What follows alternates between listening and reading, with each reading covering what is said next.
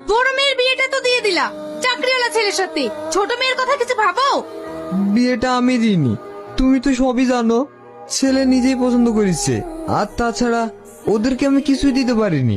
ওসব কথা ছাড়ো, সালমা ওদের কলেজের একটা ছেলেকে পছন্দ করেছে, ও নাকি ওকেই বিয়ে করবে। আর আমি যতটা খোঁজ নিয়েছি ছেলেটা ভালো।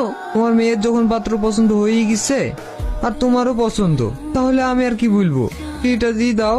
সে তো দেবই। আব্বা আপনার চা। এই বাবু, আই চা খাবি? সত্যি আমার বাবু সয়েজ আছে।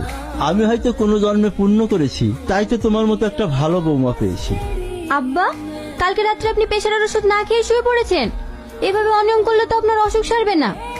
না রে মা, সকালবেলায় তুই যে চাটা দিয়েছিস, তোর হাতে চা খেলেই আমি সুস্থ হয়ে যাব। তা বললে হবে না আব্বা, চা খাওয়ার পরে ওষুধটা খেয়ে নেবেন। আমার মায়ের অর্ডার তো আমাকে মানতেই হবে। ঠিক আছে, খেয়ে নেব। আব্বা আমি আসছি। ঠিক আছে, দেখে শুনে যাস।